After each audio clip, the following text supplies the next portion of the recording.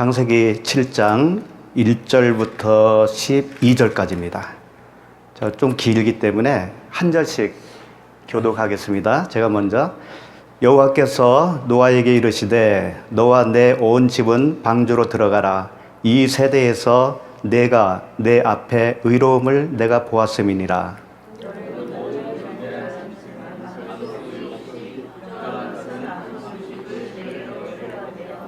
공중의 새도 암수 7씩을 데려와 그 씨를 온 지면에 유전하게 하라.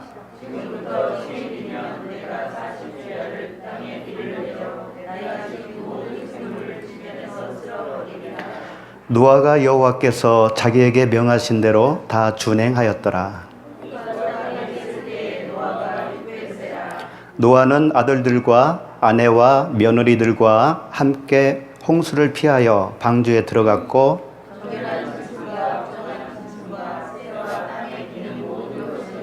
하나님이 노아에게 명하신 대로 암수 2씩 노아에게 나와 방주로 들어갔으며 노아가 600세 되던 해 둘째 달 곧 그 달 11의 날이라. 그날에 큰 기품의 샘들이 터지며 하늘의 창문들이 열려 40주야를 비가 땅에 쏟아졌더라. 아멘. 오늘 창세기를 계속 강의하고 있는데요. 오늘 제목은 홍수 세례예요. 세례가 무엇인가를 좀 집중적으로 살펴보려고 합니다. 먼저 우리에게 한번 질문을 한다면 하나님이 우리를 향하신 핵심적인 원하심이 뭘까요? 다른 말로 하면 하나님이 이 땅에 우리를 보내신 이유, 혼자 살 수 없다는 걸 알아라. 그래서 고난도 오는 거예요?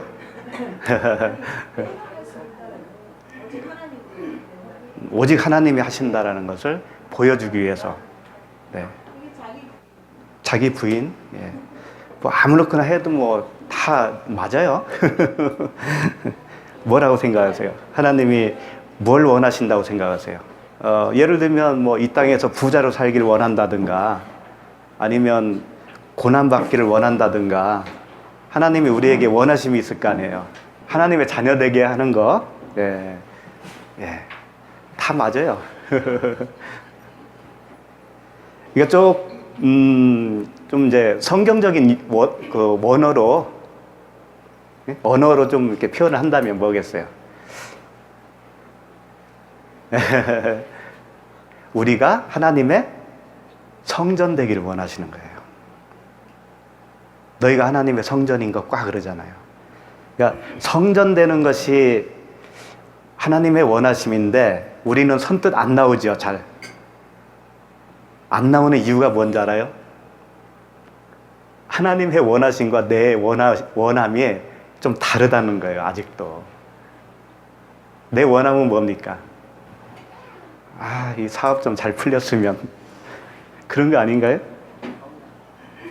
네. 그러니까 결국은 이 노아의 방주 이야기도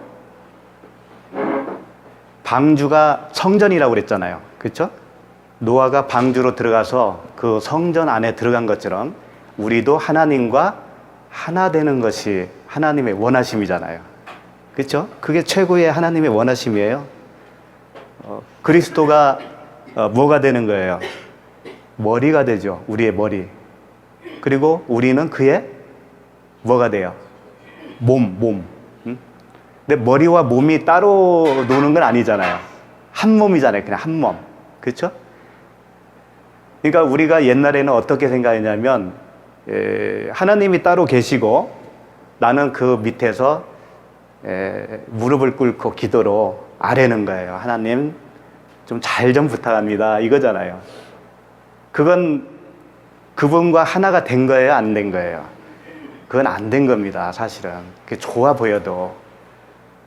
찬양으로 멋있게 영광을 돌렸는데 그분과 내가 하나가 되지 않으면 그냥 그 밖에다 하나님을 세워놓고 섬기는 모양이거든요. 그래서 그걸 대적자라고 하는 거예요. 그걸 없애기 위한 목표를 두고 하나님은 우리를 끌고 가시는 거예요. 이렇게. 그러니까 우리의 뜻과 그분의 뜻이 같지 않으면 어떻게 되냐면 우리는 항상 괴로운 거죠. 괴로운 거예요.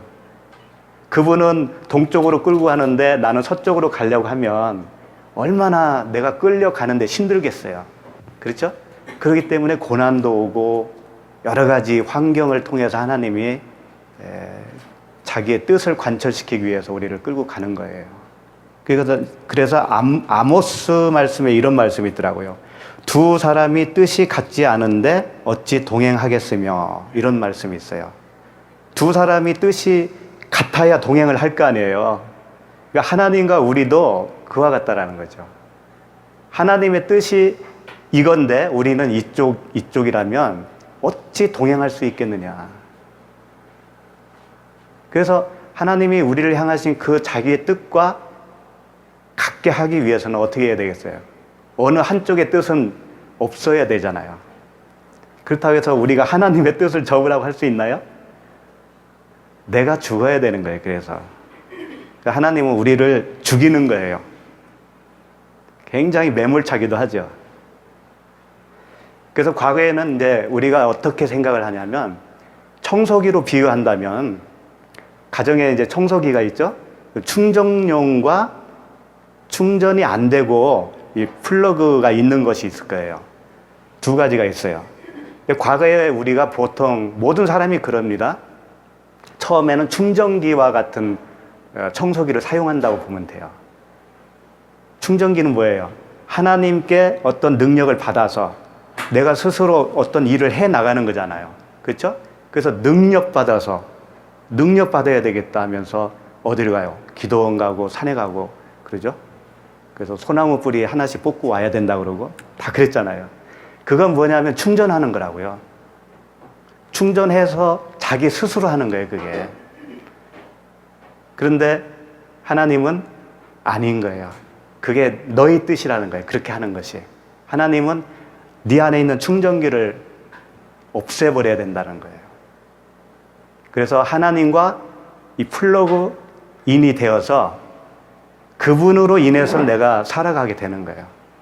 그 발전소에서부터 오는 전기가 단절되면 그 청소기는 못 쓰는 거잖아요. 바로 그 상태가 되기를 원하는 거예요. 그래서 하나님으로 인해서 우리가 살아가게 되는 거예요. 그러려면 나라고 하는 충전기가 없어야 된다니까요. 충전 배터리가 아예 없어야 돼요. 그렇게 해 주시겠다고 하는 것이 하나님의 뜻이에요. 그걸 우리가 빨리 알면 알수록 덜 고생을 하지요. 덜 고생하지. 신약 성경의 고린도전서 2장을 한번 찾아보겠습니다. 우리가 이것을 말하거니와 사람의 지혜가 가르친 말로 하지 아니하고 오직 성령께서 가르치신 것으로 하니 영적인 일은 영적인 것으로 분별하느니라. 지금 여기서 두 가지가 나오죠. 사람의 지혜가 가르친 말, 사람의 지혜로 가르친 말과 오직 성령께서 가르치신 말이 있는 거예요. 그럼 우리가 영적이라고 하는 것은 말이거든요, 말인데 사람의 교훈으로 받은 그 가르침의 말은 우리가 지금까지 해왔던 것들이에요. 그것은 영적인 것이 아니라는 거예요, 사실은. 성령께서 가르쳐 준 것이 영적이라는 거죠. 성령께서. 그럼 결론은 뭐예요? 성령을 받아야 된다는 말씀이 되겠죠? 성령을 받기 이전에는 사람의 지혜로 가르쳐 준 말이 될 수밖에 없는 거예요. 지금까지 말씀을 계속 들어오신 분들은 뭔지 아시겠지만 그렇지 않은 분들은 무슨 말씀인지 잘 모를 수 있어요. 왜냐하면 기존 교회에서 가르침을 받았던 모든 것들이 영적인 것이라고 생각을 했기 때문에 그래요. 근데 사람이 가르쳐준 교훈은요, 반드시 하라 하지 말라가 됩니다. 반드시 그래요. 하지 말라 하라. 11조를 해라 하지 말아라. 기도를 해라 하지 말아라. 교회에 가라 가지 말아라. 이런 거예요. 다 그게 사람의 교훈이에요. 성령께서 가르쳐 주신 것은 그 차원이 아닌 거죠. 그 차원을 넘어서는 거예요. 그걸 아는 겁니다. 그래서 우리가 그 성령의 영을 받았다면 분별을 할 수 있는 거예요. 스스로가 분별을 할 수 있는 거예요. 그 다음 절도 그런 말씀인데 14절 보시면 육에 속한 사람 나오잖아요. 푸시키코스라고 하는 단어예요. 이게 그러니까 푸시케는 혼이거든요. 혼적인 사람 이런 뜻이에요. 영적인 사람이 아니고 혼적인 사람이다. 육에 속한 사람이다. 그런 말씀이에요. 육에 속한 사람은 하나님의 성령의 일들을 받지 아니하나니 이는 그것들이 그에게는 어리석게 보이며 또 그는 그것들을 알 수도 없나니 그러한 일은 영적으로 분별되기 때문이다. 그러니까 우리 여러분들은 이미 되었겠지만 그냥 그 전통적인 교회에서 오랫동안 생활해왔던 그분들과 한번 대화를 한번 해보세요. 대화를 하면 대화가 잘 되든가요? 잘 안 될 거예요, 아마. 무슨 말인지 못 알아들을 수도 있어요. 그러니까 그런 거에서 벌써 알 수 있거든요. 영적인 사람과 육적인 사람의 차이. 근데 그분들이 우리가 어떤 말을 하면 어리석게 그걸 취급을 합니다. 너 어디서 그런 말을 들었어? 어디서 배웠어? 하면서 굉장히 터부시하는 거예요. 왜냐하면 우리는 뭘 열심히 하라는 얘기가 아니잖아요. 근데 그들은 다 열심히 해야 되는 거거든요. 그렇죠? 뭘 이렇게 지켜야 되고 하나님께 기도를 해야 하나님이 주시지. 당연히 이렇게 생각하신다니까요. 근데 그럴싸한 말씀도 있잖아요. 하나님이 너희들이 필요한 것을 알지만 너희들이 구하기 전에는 내가 안 주겠다 이런 말씀도 있단 말이에요. 그게 우리의 인간적인 원함을 얘기하는 게 아닙니다. 구하고 찾고 두드리라고 그랬잖아요. 그 성령을 구하라는 말씀이었단 말이에요. 그게 하나님이 원하심을 알지요. 알지만 너희들이 구해야 주겠다라고 하는 말씀이잖아요. 그게. 그렇다고 해서 철야기도 하라 그런 얘기도 아닙니다. 그건. 내가 갈급한 심령이 되었으면 벌써 구하고 있는 상태예요. 그런 상태여야만이 주겠다라는 거예요. 그러니까 그런 상태로 우리를 끌고 가기 위해서는 어려움이 올 수밖에 없는 거예요. 환경적으로. 공고함이 올 수밖에 없는 거예요.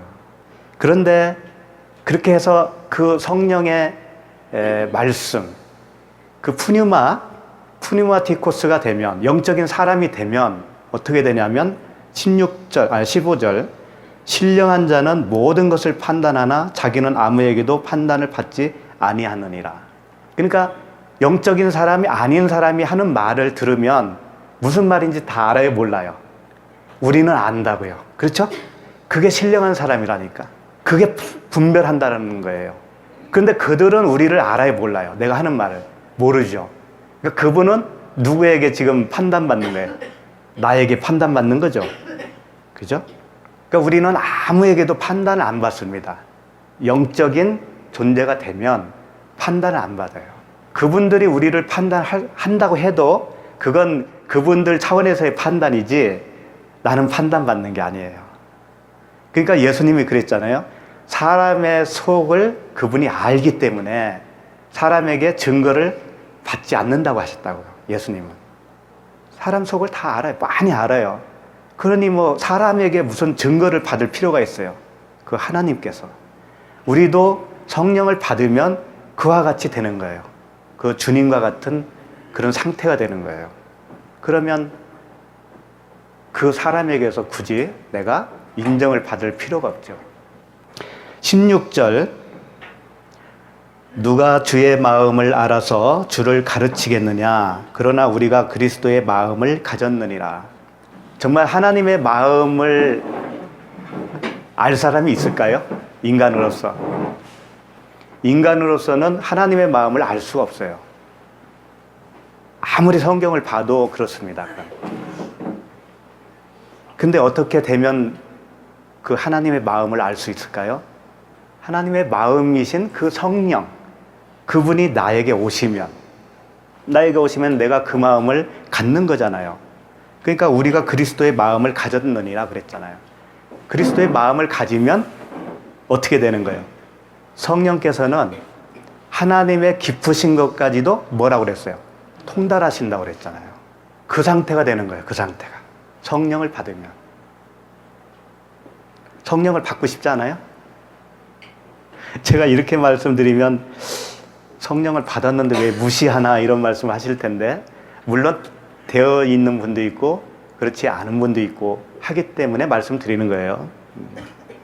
어쨌든 우리는 성령을 사모해야 됩니다. 근데 성령을 오해하시면 안 돼요. 또 성령이 어떤 떠돌아다니는 귀신과 같이 훅 들어왔다 나갔다 하는 그런 존재가 아닌 거예요. 이제 그런 것들을 말씀을 통해서 배우는 거예요, 우리가. 누가복음 17장 20절을 한번 보시겠습니다. 누가복음 17장 20절에 보면 바리새인들이 하나님의 나라가 어느 때에 임하나이까 묻거늘 예수께서 대답하여 이르시되 하나님의 나라는 볼 수 있게 임하는 것이 아니요 이랬어요. 그 당시 바리새인들이 궁금했던 모양이에요. 하나님의 나라가 언제 임합니까? 라고 질문을 한 거죠. 만약에 우리가 지금 예수님이 여기 계셨을 때 그런 질문 할 수 있을까요? 없을까요? 네? 할 수 있어요? 그러면 참 곤란한 겁니다, 이거. 하나님 나라가 지금 임한 것을 모르고 있다라는 거잖아요. 그러면 바리새인들은 지금 하나님 나라가 무언지를 모르기 때문에 질문한 거예요. 그럼 여러분들은 알고 계신데 왜 질문하실까요? 저 허를 찔렀어요, 내가. 그러니까 21절. 또 여기 있다 저기 있다고도 못하리니 하나님의 나라는 어디에 있다? 너희 안에 있다. 네, 우리 안에 계신 거예요. 하나님의 나라가. 하나님 나라 하면 조금 추상적이죠. 이걸 조금 좁히면 어떻게 되냐면 말씀이 하나님 나라예요. 말씀. 하나님의 말씀이 하나님의 나라라고요. 그 다음에 22절. 또 제자들에게 이르시되 때가 이르리니 너희가 인자의 날 하루를 보고자 하되 보지 못하리라. 이게 무슨 말이냐면 이제 인자라고 그랬죠. 인자. 인자는 호히오스 호안드로포스예요. 그러니까 그 아들, 그 사람이라는 얘기거든요. 그러니까 아무나 인자가 아닌 거예요. 예수님만 인자인 거예요. 왜? 예수님은 모습은 사람 모습인데 그 안에는 뭘 가지고 계셔요? 생명, 그리스도. 예. 그래서 이걸 자칼 우 네케바라고 그러는 거예요. 자칼은 뭐예요? 남자, 씨 가진 남자를 말하는 거고, 네케바는 뭐예요?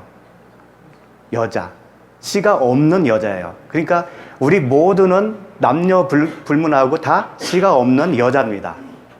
하나님 앞에서는 그렇다는 얘기예요. 근데 씨가 없는 여자예요, 우리는. 그런데 예수님만 씨가 있는 여자예요. 모습은 사람 모습이니까 여자예요, 그분도. 그런데 그 안에 씨가 있다고요. 그래서 그걸 인자라고 하는 거예요, 인자. 그럼 우리도 성령을 받으면 어떻게 되는 거예요? 인자가 되는 거예요, 우리도 여자는 여자인데 남자인 거예요. 씨를 가진 여자가 되는 거예요, 우리도. 예, 똑같은 거예요.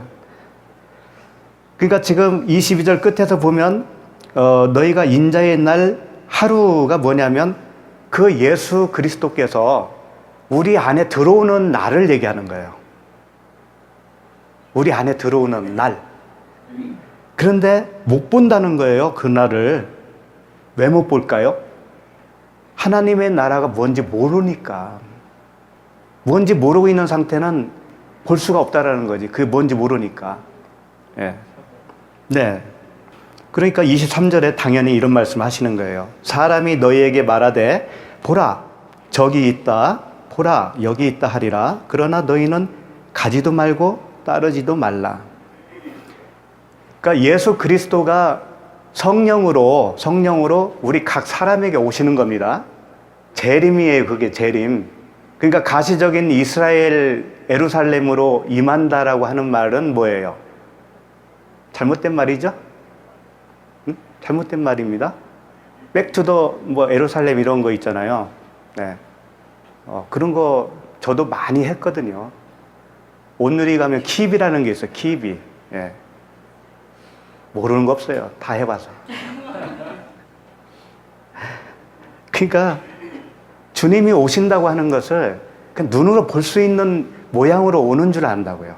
그리고 그 주님이 오시면 이 세상 끝이 끝날 거라고 생각을 하는 거예요.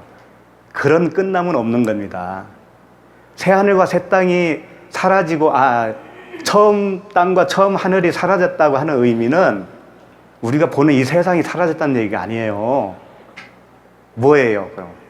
나예요, 나. 그렇지.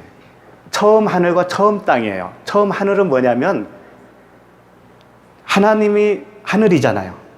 말씀이 하늘이에요. 우리가 말씀을 처음 받았던 것이 있었을 거예요. 그게 율법인 겁니다. 그게 처음 하늘이에요, 그게. 처음 땅은 뭐예요? 나 육신에 타고난 나 육신, 옛사람, 육신의 마음, 이게 다 처음 땅이에요. 그러니까 율법과 나라고 하는 땅이 같이 없어지는 거예요. 소멸되는 거예요. 소멸되고 새하늘과 새 땅, 진리의 그리스도가 내 안에 오셔서 새로운 존재로 내가 태어나는 거예요. 그러니까 그리스도가 여기 있다 저기 있다라고 한다면 어떻게 되는 거예요? 그것은 100% 이단이라고 보면 되죠. 요즘도 그런 분 많잖아요. 신천지도 그렇고. 그렇죠? 이만희 씨가 뭐라고 그러는 거예요? 보혜사라고 하는 거잖아요. 보혜사. 자신이 성령이라는 거예요. 근데 그걸 또 따라가지요. 많은 사람들이. 이미 14만 4천이 넘었다고 하더라고요. 14만 4천이 넘으니까 뭐라고 주장하냐면 영적으로 해석하는 거예요. 이제는. 처음에는 진짜 14만 4천으로 이야기하다가는 지금은 이제 숫자가 넘으니까 영적 14만 4천으로 표현을 한다는 거예요. 지금은. 그러다가 진짜 그분 돌아가시면 어떻게 하려고 그러는 거지? 우리가 걱정할 일이 아닌데.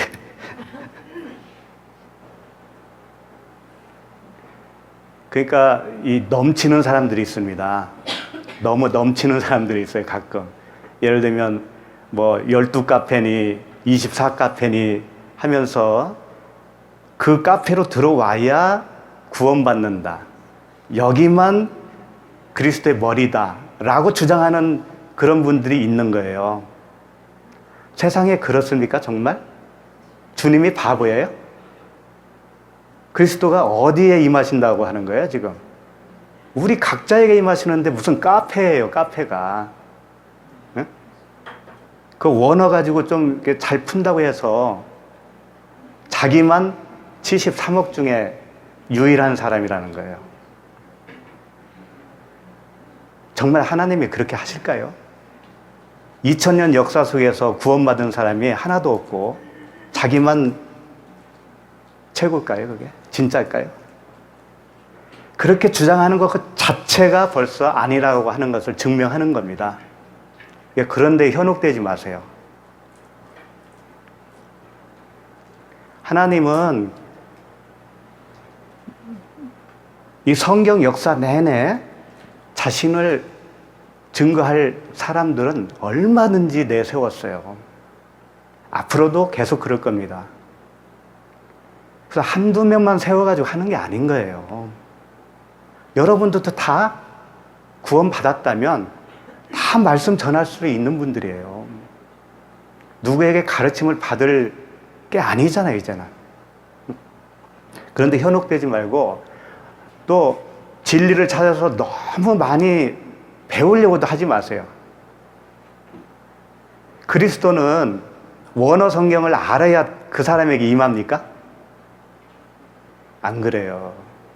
저 시골의 할머니에게도 임하시는 거예요. 말씀 한 줄 가지고. 그 말씀 한 줄 타고 오시는 거예요, 하나님은. 어떻게 오세요? 그 다음 한 절 보세요. 24절. 번개가 하늘 아래 이쪽에서 번쩍이어 하늘 아래 저쪽까지 비침같이 인자도 자기 날에 그러하리라. 번개가 이쪽에서 저쪽으로 팍 비치죠. 그와 같이 비친다고 하는 건데 이것도 역시 비유입니다. 비유니까 이렇게 한다는 건 아니에요. 그와 같이 번개 딱 치면 밝아요. 자, 눈으로 보면 다 알죠. 그게 번개 쳤다라고. 그와 같이 내 존재가 알아본다는 거예요. 내가 스스로 알아요, 그걸. 그분이 오시면. 그러니까 알아볼 수 있도록 오시겠다, 그런 얘기입니다. 그렇게 오시는 거예요. 그래서 계속 보면 알겠지만,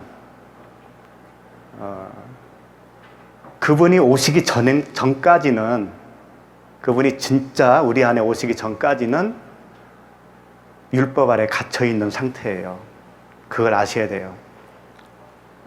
25절 보시면, 그러나 그가 먼저 많은 고난을 받으며 이 세대에게 버림바 되어야 할지니라. 그러니까 이렇게 예수님이 그리스도께서 오시려면 어떤 일이 먼저 있어야 되냐면 많은 고난을 받아야 된다는 거예요. 이 고난이 뭐겠어요? 십자가의 죽음이시잖아요. 근데 예수님만 그러겠어요? 우리도 역시 이 고난을 겪는 겁니다. 그래서 그리스도의 남은 고난이라고 그러는 거예요, 그것을. 그리스도께서 우리를 구원하는데 부족한 고난을 당하신 건 아니에요. 물론 그걸로 충분해요. 그러나 우리도 그분을 만나기까지, 그분이 우리에게 찾아오시기까지 우리를 어떠한 그 고난이 있다라는 거예요. 그 고난이 뭐겠어요?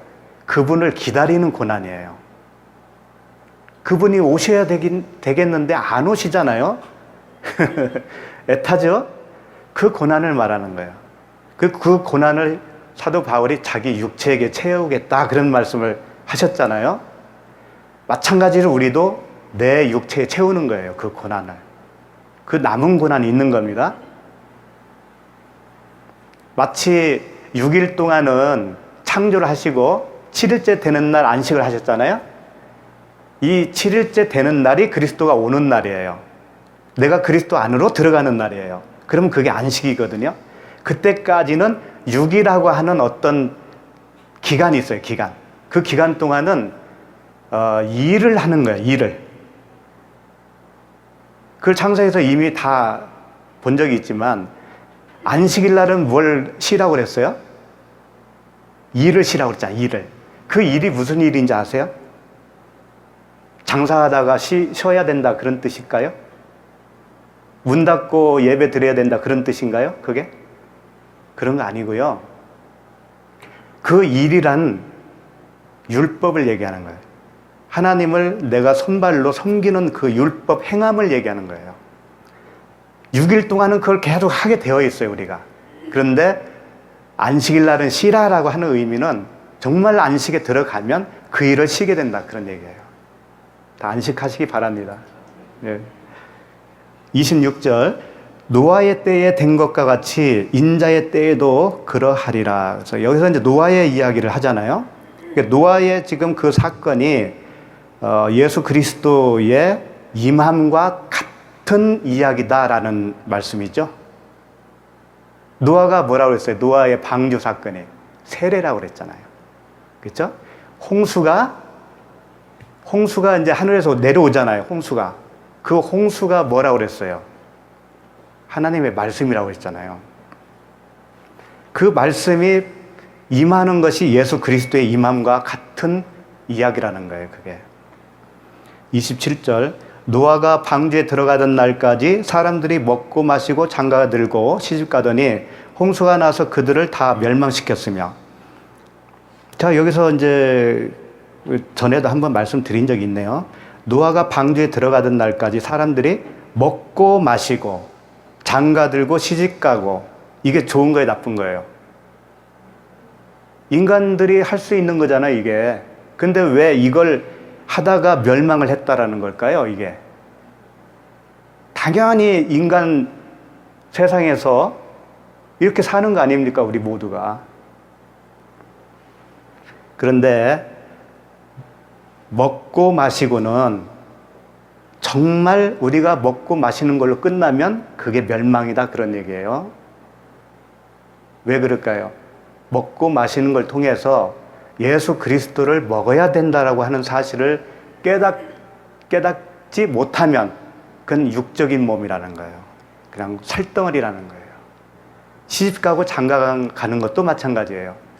이렇게 결혼하는 것이 예수 그리스도와 우리의 결혼 관계라고 하는 것을 깨닫지 않으면 그냥 육적인 바사르, 살덩어리에 지나지 않는다, 그런 말이에요.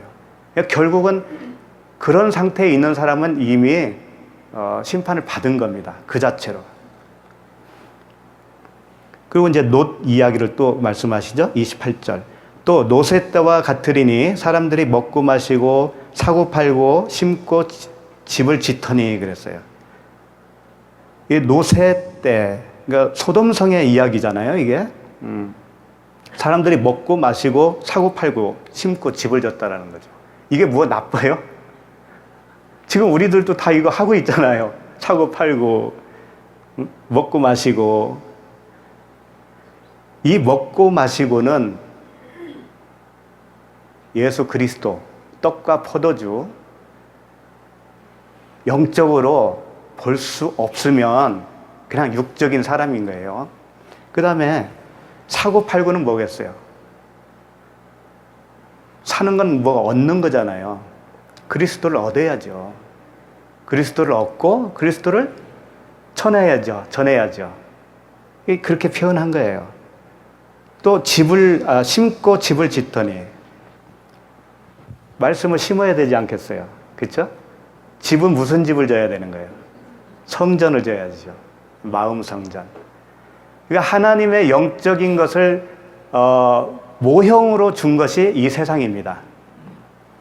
근데 이 세상에 모형으로 줬는데 이걸 목적으로 삼으면 어떻게 되는 거예요?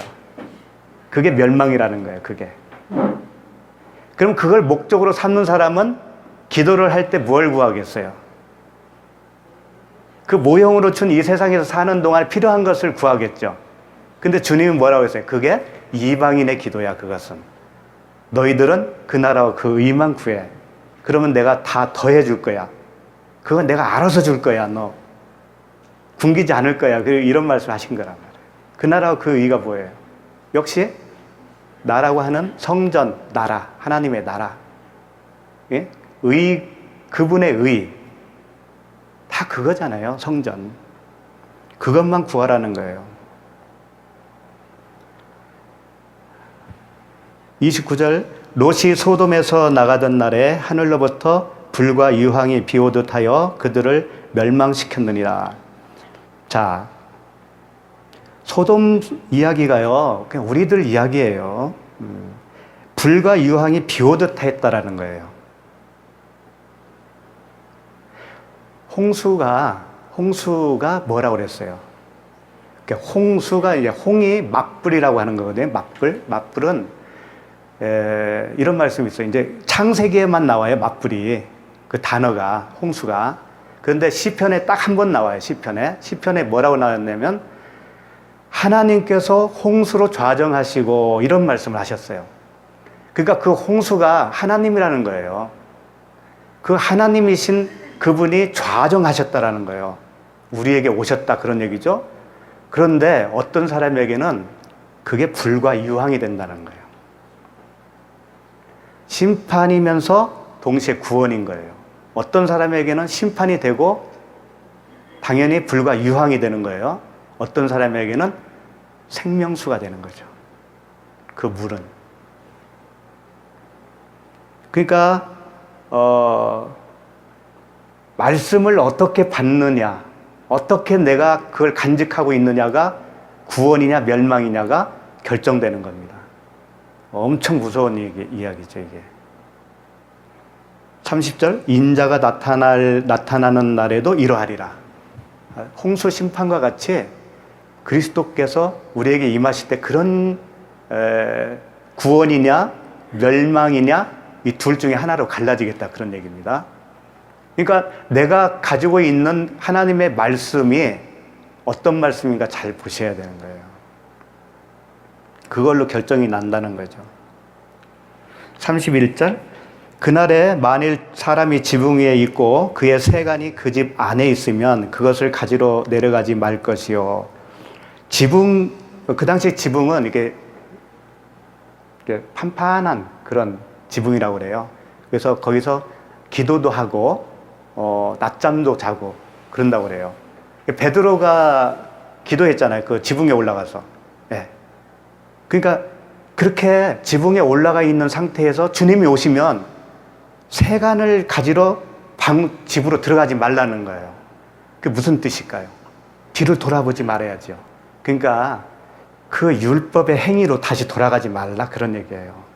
그 은혜로 구원 받았으면 그 은혜를 누려야지 옛날로 돌아가지 말라는 겁니다. 그거예요. 밭에 있는 자도 그와 같이 뒤로 돌이키지 말 것이니라. 밭에 있는 자는 뭐 하겠어요? 밭에서 일을 하잖아요. 일을.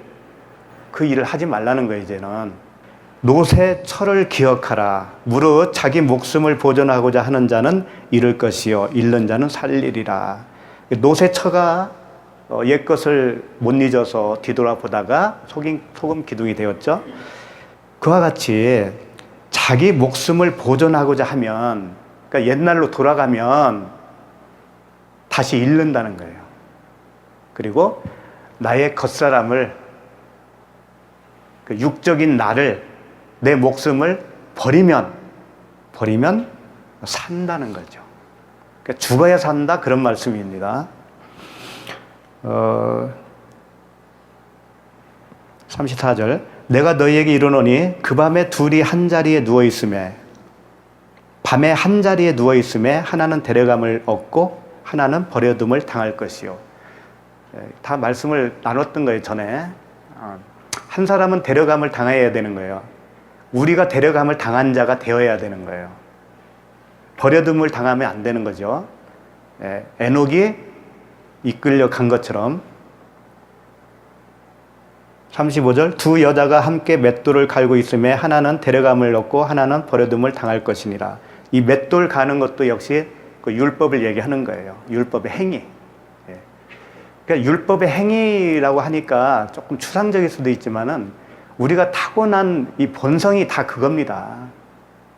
그러니까 그리스도가 내 안에 오셔서 나를 부인시켜 주기 전까지는 그냥 그 시스템으로 사는 거예요, 우리가. 그러니까 우리는 어쩔 수가 없는 거예요. 그분이 하시지 않으면. 30절, 그들이 대답하여 이르되 주여 어디 오니까?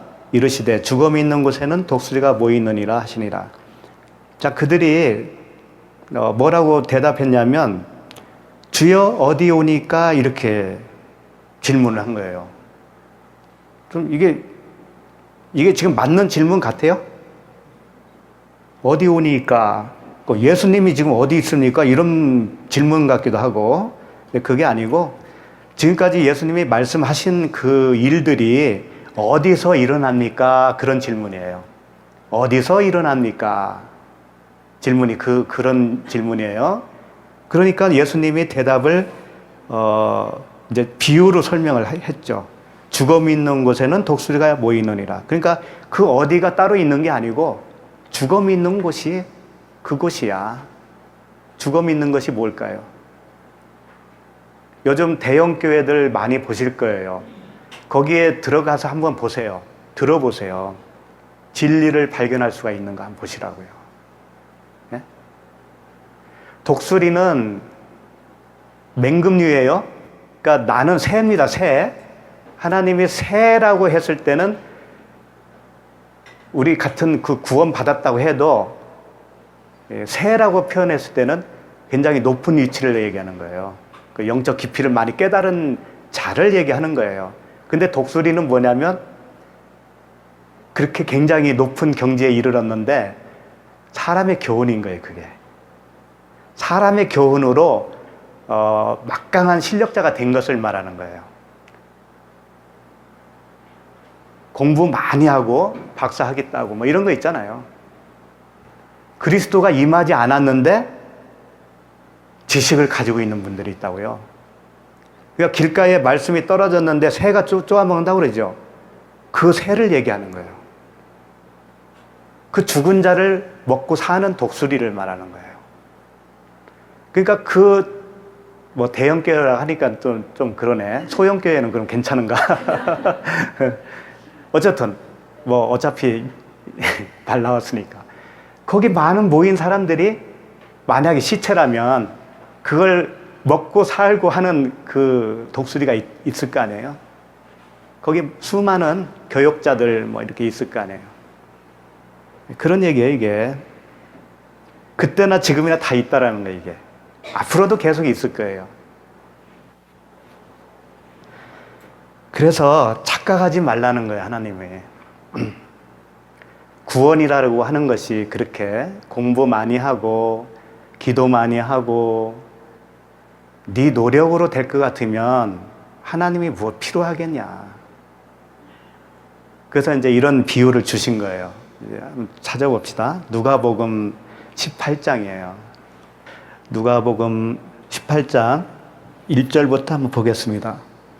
예수께서 그들에게 항상 기도하고 낙심하지 말아야 할 것을 비유로 말씀하여, 이제 기도에 대해서 지금 말씀하시는 거예요. 근데 낙심하지 말아야 할 것을 비유로 말씀하시는 거니까 기도하다가 낙심할 수 있다라는 전제가 되겠죠. 그렇죠? 무슨 기도길래 그럴까? 이제 그걸 보는 거예요. 이르시되 어떤 도시에 하나님을 두려워하지 않고 사람을 무시하는 한 재판장이 있는데 그 도시에 한 과부가 있어 자주 그에게 가서 내 원수에 대한 나의 원한을 풀어주소서 하되, 이게 이제 불의한 재판관 비유잖아요. 불의한 재판관이 있었어요. 근데 한 과부가 그에게 원한을 풀어달라고 자꾸 찾아가는 거죠. 근데 과부가라고 그랬습니다. 과부. 여기서 과부는 무슨 뜻일까요? 예, 신랑이 없는 분이, 여자분이 과부죠. 그거 모르는 사람이 어디 있겠어요. 우리는 다 여자예요. 사람은. 그런데 남편을 모시고 살았어요. 그동안에. 사마리아 여인이 남편 몇 명을 데리고 살았죠? 6명. 그게 율법인 거예요.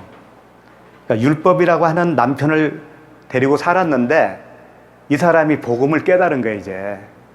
그래서 그 율법의 남편과 이제 이혼을 했어요, 이제. 혼자야. 그런데 진짜 남편이 와야 되잖아요. 그래야 과부가 아니지. 그러니까 진리를 깨닫고 율법에서 하기는 했는데 남편은 아직 없는 거야. 그리스도가 와야 되잖아요. 아직 안 오신 거예요. 그러니까 과부인 거예요, 아직.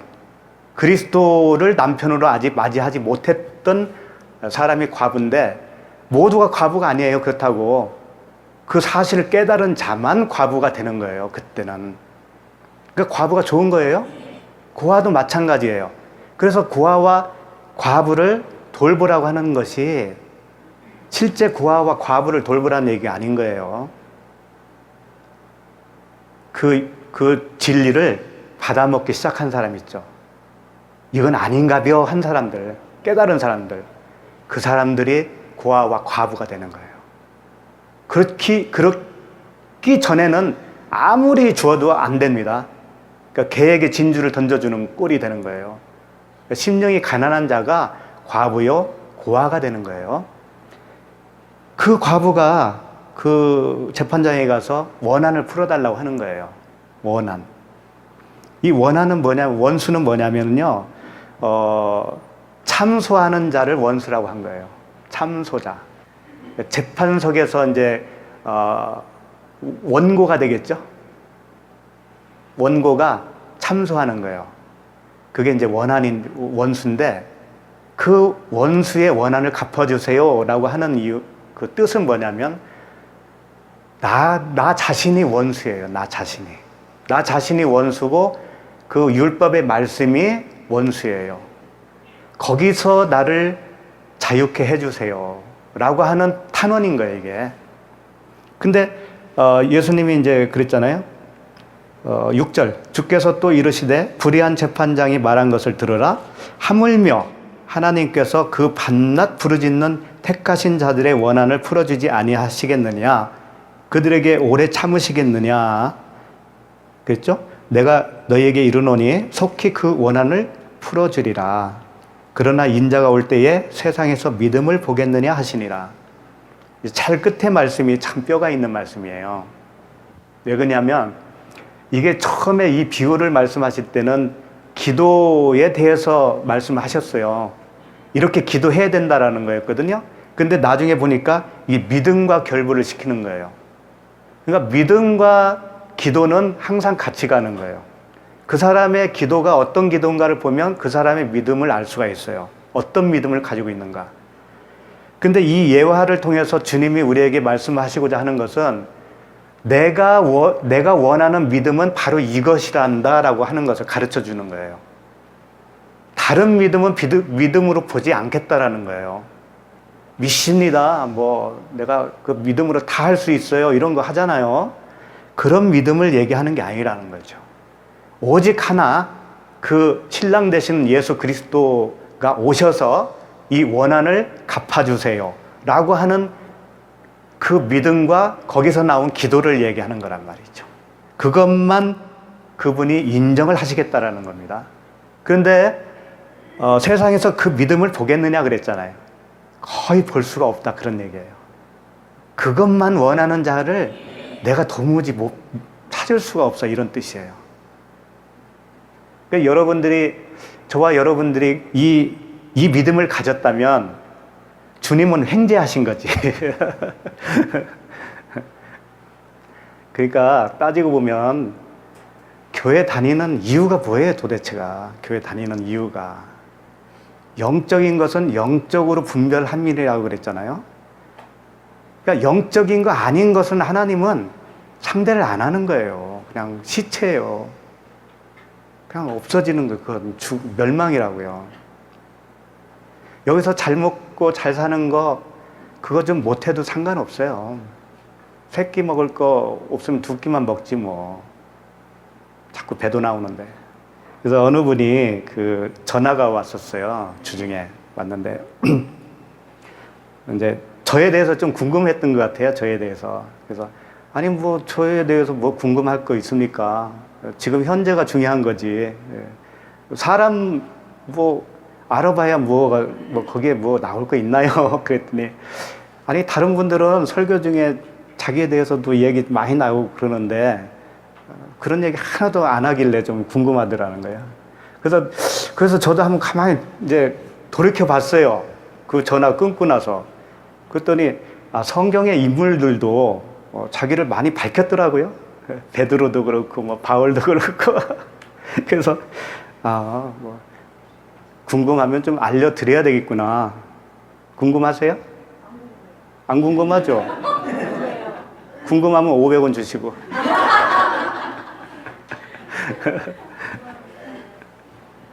그래서 궁금한 분들을 위해서 조금 말씀드릴게요. 저는 1960년 3월 3일입니다. 3월 3일에 충청남도 서천군 서천군 기산면 394번지 가로 열고 원숫골 해야 우편물이 잘 와요. 왜 그러냐면 이 골짜기라는 얘기예요. 골짜기인데 그 마을이 있잖아요. 큰 마을이 있으면 우리 집은 외딴 집이었었어요. 외딴 집에 한 3집이 이렇게 옹기종기 모여 사는 그런 곳이었었어요. 근데 왜 그럴 수밖에 없었냐면 우리 집이 산지기였었어요. 산지기가 뭔지 알아요? 산을 지키는 집이라는 거예요. 이게 제가 박씨잖아요. 그러니까 박씨 집안에 그 종중 산이 있어요. 거기에 이제 묘지들이 많아요. 그걸 관리하는 집이란 말이에요, 우리가. 그러니까 관리하는 조건으로 집 한 채를 주고 논밭 먹을 만큼 주고. 그렇지만 우리 집의 소유는 아닌 거예요. 우리 집의 소유는 하나도 없는 거죠. 거기서 제공받은 거니까. 그러니까 나가라면 어떻게 되겠어요, 이제? 안 나가면 되지 뭐. 그러니까 그때부터 우리는 무소유가 뭔지 알아요. 무소유가. 나가면 아무것도 없으니까. 삼남 이녀, 내가 왜 이래요? 삼남 이녀. 그 중에 차남이었었어요, 제가. 그러니까 위로 막내 남동생 하나 있고, 위로 누님 2분, 형님 1분, 이렇게. 근데 그 당시 이제 장남이 우리 형님일 거 아니에요, 장남이. 장남 우대가 엄청납니다. 이제 새 옷을 사주잖아요. 그러면 몇 년 입고 나면 그 차남으로 이렇게 물려받잖아요. 근데 차남에서 막내까지는 못 가더라고요, 그게. 막내까지는 못 가요. 또 막내는 또 사줘. 귀하니까. 그러니까 장남은 귀해서 사주고, 막내는 귀해서 사주고, 가운데는 항상 무릎을 기어서 입고, 엉덩이 기어서 입고, 그랬었어요, 그 당시에. 그리고 이제 산골짜기였기 때문에 무서움을 몰랐어요, 무서움. 밤에 여러분 산 이렇게 다닐 수 있어요? 공동묘지 같은 데도 있는데? 거기서 그렇게 그 중학교 2학년 때까지 살았습니다. 중학교 2학년 때까지 살았으니까 뭐 농사일도 많이 지었고요. 시골에서 뭐 여러 가지 다 경험을 했죠. 근데 거기서 한 가지 배운 게 뭐냐면 정말 귀신이 없다라는 거예요. 거기만큼 귀신 나올 수 있는 조건이 좋은 데가 없거든요. 묘지들이 많고 산에 전기불도 없어요. 거기는 외딴 곳이기 때문에. 하여튼 내가 무슨 말을 하려고 그러는 거야 지금. 근데 우리 어머니는 욕쟁이였었어요. 욕쟁이. 그러니까 이제 우리들은 이제 시골에서 일이 많으니까 학교 갔다 오면 일하는 게 이제 일이거든요. 밭에 가서 일해야 되고 막 이렇게 하는데 꼬마들이 그 일하려고 해요. 막 놀러 다니는 그러잖아요. 도망 다니잖아요. 그래서 형제들끼리 저 뒷산에 가서 이제 숨바꼭질하고 막 이렇게 놀잖아요. 그러면 우리 어머니가 회초리 들고 꼭 쫓아와요. 쫓아오면서 갖은 욕을 다 하지 이제. 급살 맞을 놈, 연병할 놈, 육실할 놈, 뭐 그런 거 많이 들었어요, 저. 우리 아버님하고 싸울 때도 참 욕을 잘 하시는데, 아버지는 욕을 못 해요. 그래서 내가 그걸 배웠나 봐. 나는 욕은 안 해야 되겠다. 그걸 역으로, 교육이 됐어요. 욕 잘하는 어머니 밑에서 자랐는데, 욕 못하는 사람이 돼버렸어요. 근데 어머니가 와서 때려요. 때리면 다 도망가, 형제들이. 다 도망가는데 나만 안 도망간다는 거예요. 난 기억이 잘 안 나는데 안 도망간대요. 그래서 나 혼자 맞았대요. 그래서 엄마가 한참 때리다가 이 녀석아 좀 도망 좀 가라. 그랬다는 거예요. 그 나중에 그 누님이 말씀을 해주시더라고. 누님이 뭐라고 하냐면 너 왜 안 도망가고 그냥 맞니? 이렇게 나한테 물어봤대요. 그랬더니 아니 나까지 도망가면 엄마가 너무 불쌍하잖아요. 그러더라는 거지. 근데 이게 내 자랑이 아니에요. 내 의의란 말이에요. 그게 내 의. 그게 결코 좋은 게 아니었었어요. 그래서 앞으로 전쟁이 혹시라도 나면 적군이 우리를 포로로 잡았다라고 봤을 때 예수 믿는 사람 손들어. 그러면 손들지 마시라고요. 손들어서 괜히 총살당하지 말고 도망가시라고. 도망가서 피해서 복음을 전하시라고요. 그러니까 거기서 죽는 게 순교가 아닌 거예요. 근데 나는 그 당시 그게 좋은 건 줄 알고 순교를 한 거지. 순교는 뭐가 순교예요? 내 마음이 죽는 게 순교인 거예요. 물론 어쩔 수 없는 상황에서 죽을 수 있는 그런 상황도 있을 거 아니에요. 뭐 IS에게 잡혀간다든가. 그러면 장렬히 죽어야지. 뭐 거기서는 비굴하게 하지 말고. 나 이미 죽었는데 뭐 네 죽이든 말든 마음대로 해. 뭐 그렇게 할 수도 있는 거 아니겠어요? 그런데 그렇게 되기까지는 도망가는 게 지혜로운 거예요. 그래서 박씨 치고는 또 술 못 먹는 사람이 없어요. 초등학교, 그때 국민학교 때 아버님이 막걸리를 사오라고 그러잖아요. 그러면 한 2km 정도 가서 막걸리를 사와요. 근데 그때 이제 대병 있잖아요. 유리로 된 대병. 거기에다가 사오거든요. 근데 목까지 이렇게 딱 차잖아요. 근데 오다 보면 목이 말라. 목이 마르니까 그걸 홀짝홀짝 몇 번 마신다고. 그러니까 목에서 금방 줄어드는 거예요, 이게. 조금만 마셨는데도. 그럼 이제 혼나잖아요. 그래서 이제 꾀가 나는 거예요, 이제 오다 보면 샘이 있어요, 샘. 그 물을 타가지고 아버지한테 갖다 드리면 마시면서 이놈들 오늘은 물을 많이 탔네. 예. 그러다가 이제 중학교 2학년 때 서울로 이사 왔어요. 이사 오고 산지기로 살면서 한 20년 정도 사는 거예요, 우리 집이. 그래서 나가라고 쫓겨나지는 않고 스스로 나왔어요, 나중에는. 서울에서 이제 살게 됐고, 지금은 어머니도 이제 다 돌아가신 상태입니다, 아버님, 어머니. 저는 이제 서울에 와서 자취생활 하면서 뭐 어려우니까 생활이, 대학교를 갈 수가 없었어요. 그래서 경기상업고등학교라고 혹시 아세요? 경기상고.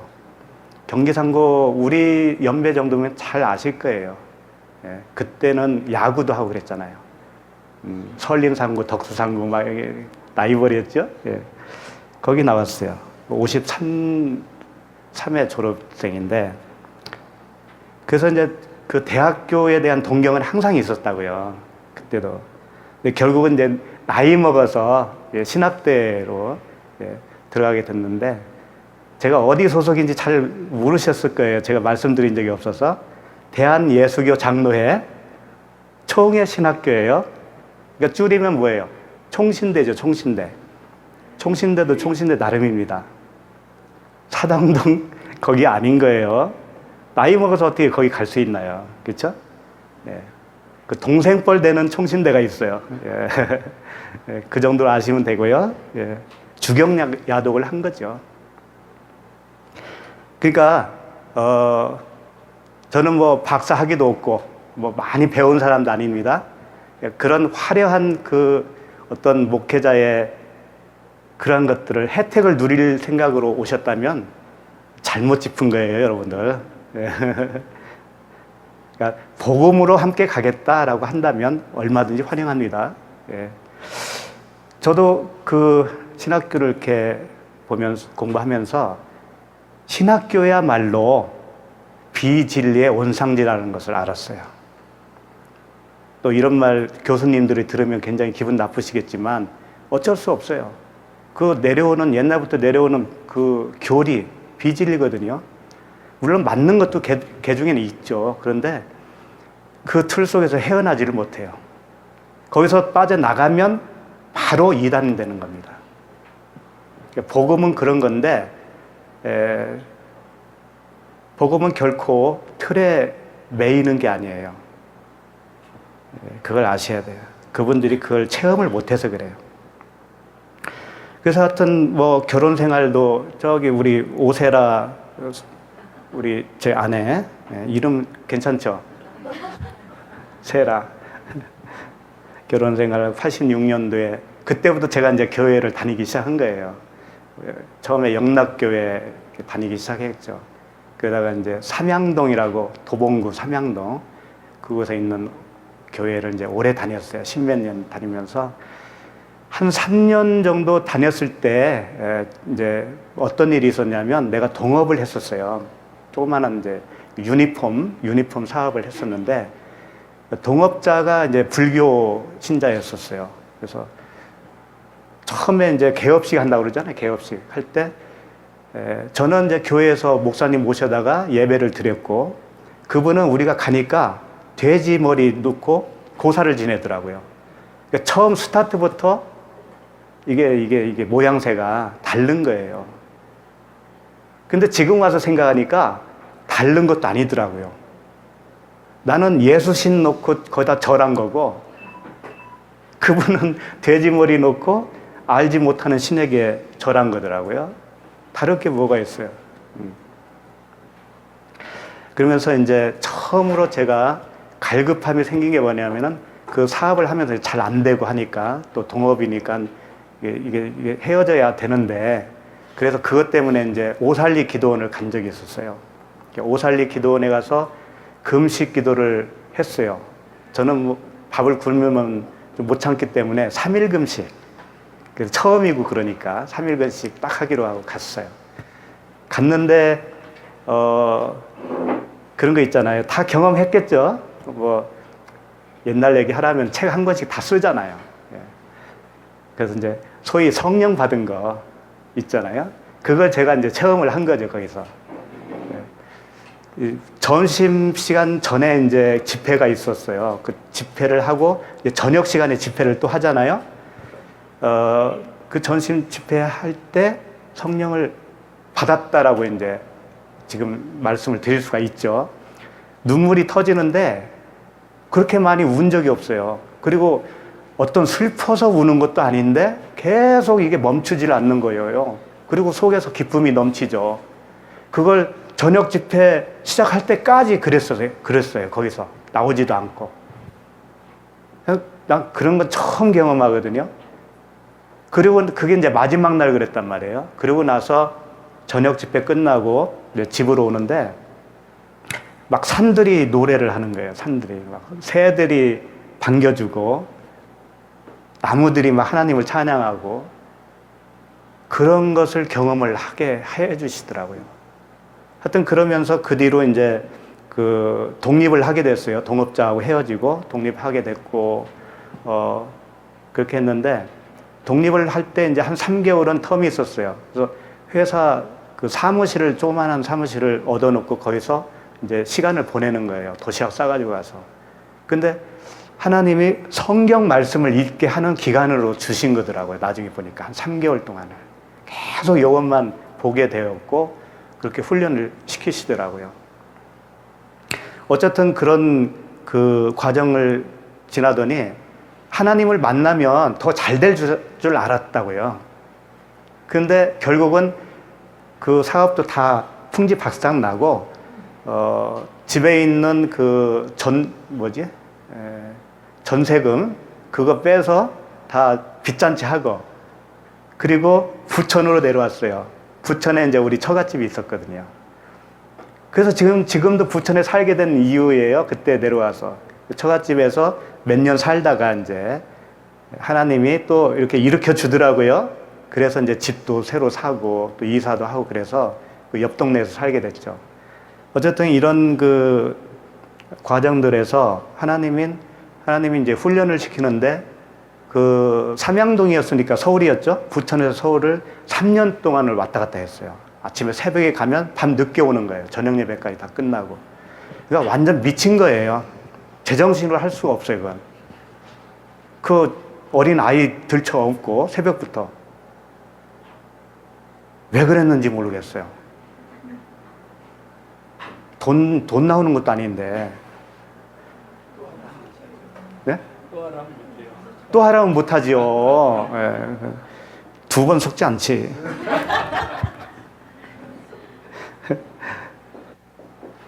그러면서 이제 3년 지나니까 이제 너무 멀고 그래서 힘들어서 이제 나왔어요. 나와가지고 이제 제 아내가 먼저 그 신학교를 먼저 다녔어요. 저보다. 개혁교단이었어요. 그래서 이제 다녔는데 거기 신학생들하고 같이 개척도 했어요. 개척도 하고 해봤죠. 그래서 한 1년 반 정도 했는데 안 되더라고요. 왜 안 되느냐? 집에서 그냥 그 말씀 묵상하고 집에서 할 때는 괜찮았어요. 집에서 한 1년 했거든요. 그때야 뭐 임대료가 나갑니까? 뭐가 나갑니까? 근데 막상 나가서 임대 없고 시작을 하니까 다 신학생들이니 누가 헌금을 내겠어요. 운영이 안 되는 거예요, 운영이. 그 어린아이 한 3명인가? 그렇게 전도하고 그걸로 끝냈어요. 그런 경우도 있었고. 그 다음에 이제 서빙고 그 온누리교회, 또 부천 순복음교회, 또 뭐 저 일산에 가면 늘푸른교회라고 있어요. 늘 푸르진 않더라고요. 그런 세월을 지나다가 이제 부천 온누리로 와서 부천 온누리에서 한 2년 이상 있다가 이제 그 온누리 교회 어떤 그 목사님이 있어요. 부목사님 한 분이 개척을 했어요. 이 부평에 개척 멤버로 가서 거기서 8년을 섬긴 거예요. 8년을. 예, 뭐 온누리 아시는 분 아시겠지만 온누리는 사역이 많은 그런 교회죠. 그래서 사역을 하다 보니까 이제 거기에 미치더라고요. 이게 복음인지 진리인지 이런 것은 아예 관심도 없어지는 거예요, 이게. 근데 그 전에는 제가 극동방송을 즐겨 들으면서요, 극동방송에서 주는 메시지들을 굉장히 좋아했어요. 그래가지고 녹음실에 부탁을 하는 거예요. 그래서 극동방송 녹음실 왔다 갔다 하면서 그거 찾아다가 카세트 테이프 찾아다가 다니면서 듣고 이랬었거든요. 참 그 당시 좋았는데 그 말씀이 꿀같이 들리고 그랬던 시절이 있었는데 온누리 가서부터는 이게 사역에 빠지니까 그게 없어졌어요. 그냥 일을 어떻게 해내느냐에만 관심이 있는 거예요. 이렇게 하는 것이 하나님 잘 섬기는 거겠지라고 하는 거였었다고요. 이런 말씀을 왜 드리냐면 이런 거였었어요. 제가 잘 이제 한 4년 전이었어요. 이 복음을 알게 된 게 이제 4년밖에 안 됐다고요. 그때 하나님이 말씀을 치고 들어오시더라고요. 말씀으로 들어오셔요. 오시는데 어떤 말씀이었냐면 뱀이 흙을 삼킨다라고 하는 거 있죠. 흙을 먹는다고. 그때 내가 흙이었더라는 거지. 내가 흙이었고 뱀이 예수 그리스도인데 그분이 나를 삼키고 그 장대에 매달리시는 거예요. 곧바로. 그게 선명하게 환상은 아니에요. 아니지만 그 이미지라고 할 수는 있어요. 내 안에서 그 선명하게 와닿는데 장대에 매달리신 그 뱀, 그 십자가에 매달리신 그분이 나와 함께 죽었구나. 그걸 분명하게 가르쳐 주시더라고요. 그분의 죽으심으로 인해서 내가 사는 게 아니고 그분과 내가 죽고 그리스도로 사는 거더라고요. 그러니까 그때부터는 이 말씀이 이제는 그 방향으로 딱 보여주는데 걷잡을 수가 없어요. 왜? 지난 것들은 옛날 것이 너무나 내가 잘못 알고 있었구나. 그걸 깨닫게 되니까. 저도 교회에서 엄청나게 이 가르치는 일을 했어요. 1:1, 새신자 교육 이런 것들 많이 했거든요. 그래도 복음으로 전한다 해가지고 11조 없다는 얘기까지 했었어요. 그 당시에도. 11조 없다. 그러니까는 저는 이상한 놈이라고 소문나더라고요. 그래서 뭐라고 했냐면 10에 2조 해버려라. 그래서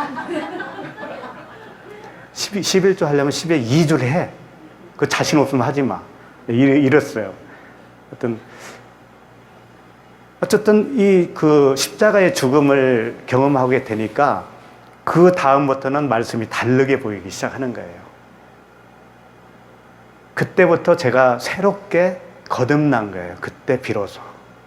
그래서 뭘 알게 됐냐면 그때까지 그렇게 말씀으로 그리스도가 오시기 전까지는 내가 세례는 받았지만 그게 물세례했다라는 거예요. 물세례.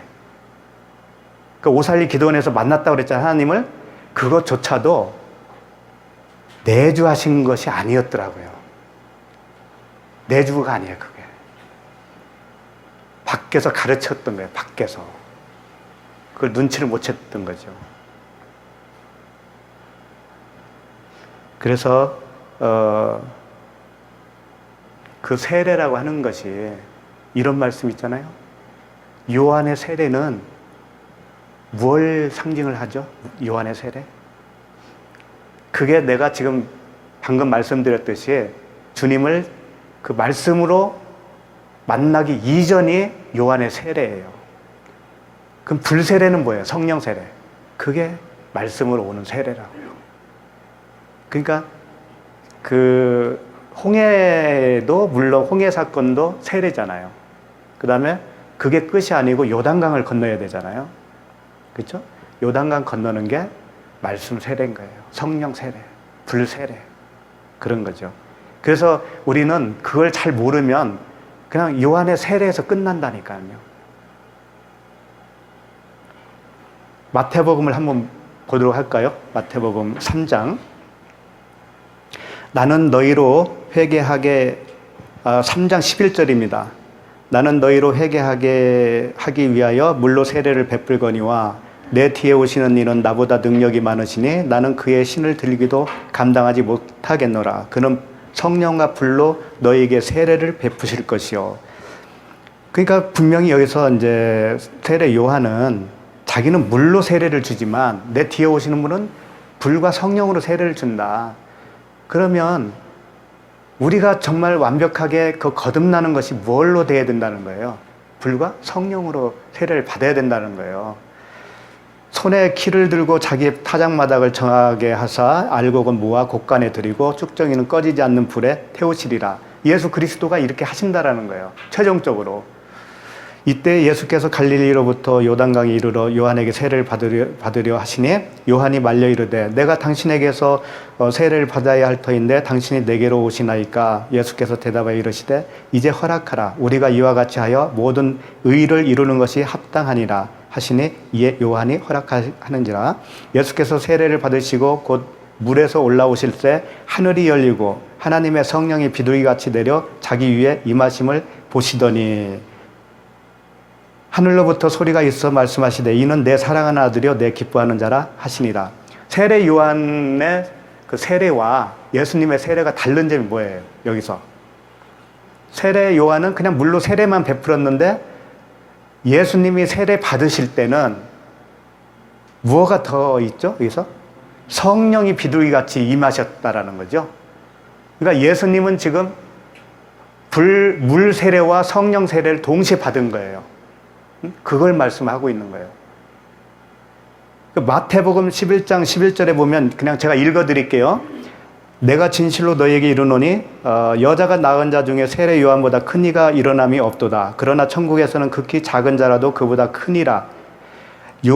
세례 요한의 때부터 지금까지 천국은 침노를 당하나니 침노하는 자는 빼앗느니라. 모든 선지자와 율법이 예언한 것은 요한까지니 만일 너희가 즐겨 받을진대 오리라 한 엘리야가 곧 이 사람이라. 귀 있는 자는 들을지어다. 이게 무슨 말씀이냐면 여자가 난 자 중에 가장 크다라는 의미는 뭘까요? 세례 요한이 그렇다라는 거예요.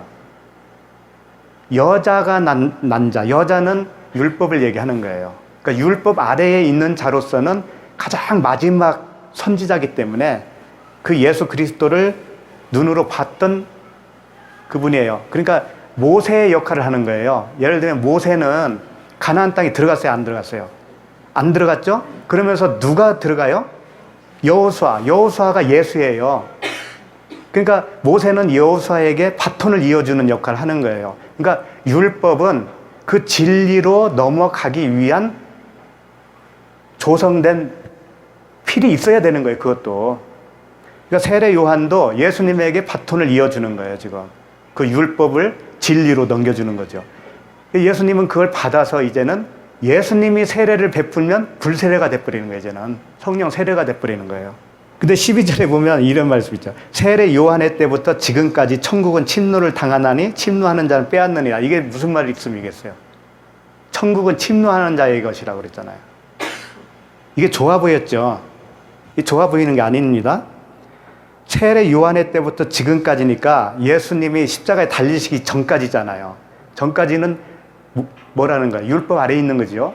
율법 아래에 있는 상태에서 천국을 침노하는 것은 뭐냐면 천국을 강탈하는 거라는 거예요.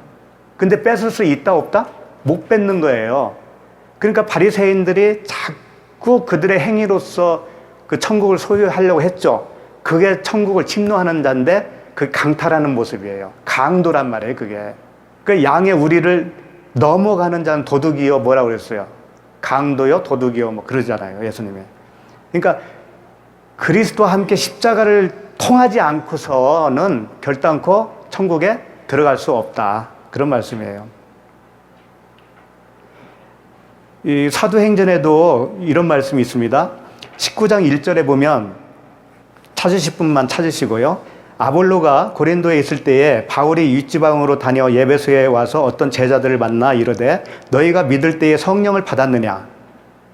이르되 아니라 우리는 성령이 계심도 듣지 못하였노라. 바울이 이르되 그러면 너희가 무슨 세례를 받았느냐? 대답하되 요한의 세례니라. 그러잖아. 요한의 세례. 그러니까 예수를 믿었어요. 이 사람들도 예수를 믿었는데 세례가 뭔지 요한의 세례만 안 거예요. 그게 우리들의 모습이었다라니까요. 지금 온통 교회가 요한 세례에 머물러 있는 상태예요. 근데 불로 하면서 성령 받으라 하잖아요. 그들도. 근데 그게 아닌 거예요. 내가 죽어야 되는 건데 거기에는 관심이 없잖아요. 그러니까 바울이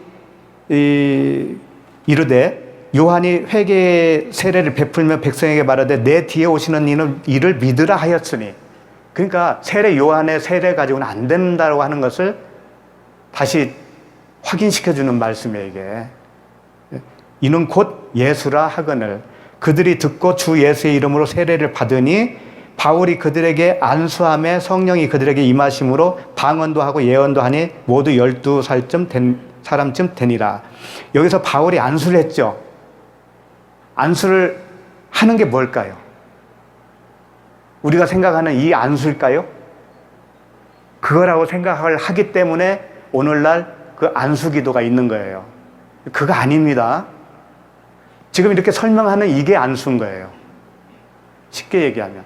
이 안이라고 하는 게 뭐냐면 에피티데미인데 무엇 위에다가 덮어 씌우다 그런 얘기예요. 무엇 위에다가 덮어 씌우다 그런 뜻이거든요. 그게 뭐겠어요? 율법이라고 하는 비진리 위에다가 진리로 덮어 씌우는 거란 말이에요. 그 오른손이라고 하는 그 손으로, 안수니까 손이잖아요. 손은 그 의로운 하나님의 진리의 말씀을 얘기하는 거라고요. 그 진리의 말씀으로 율법을 덮어버리는 것을 말하는 거예요. 이게 이렇게 해서 되는 거냐고. 이게 말로 해줘야지, 말로 가르쳐줘야지. 그러니까 바울이 진리를 가르쳤던 거예요, 그들에게. 그러니까 그들이 받은 말을 또 하니까 어떻게 되는 거예요? 그게 새 방언이 되는 거지. 진리의 말을 듣고 그 말을 다시 하게 되니까 그 자체가 진리의 말씀이 되니까 방언이라고 표현도 하고 예언이라고 표현도 하는 거예요, 그걸. 그리고 모두 12살 사람쯤 되니라 그랬단 말이에요. 이것도 뜻이 있는 거죠. 12이라고는 아들이 되었다 그런 얘기예요. 왜 하필이면 12명이겠어요, 거기에. 예? 12이라고 하는 아들이 됐다는 거예요. 그 진리의 말씀으로 인해서 예수 그리스도가 임재를 하신 거죠. 그러니까 오늘 너무 길어서 창세기 본문은 도저히 못 들어가겠고 다음 주에 창세기 오늘 읽었던 부분을 다시 하기로 하겠습니다. 여기까지 하고 식사하고 이렇게 마치도록 하겠습니다. 자, 기도하겠습니다. 하나님 아버지, 세례 요한의 그 물 세례에 머물렀던 우리들에게 그리스도의 불세례, 말씀 세례, 그리스도의 성령 세례를 베풀어 주심을 감사합니다. 우리 모두에게 그 은혜를 부어 주시옵소서. 예수님의 이름으로 기도합니다. 오주 내 영광 안에 서게 하소서.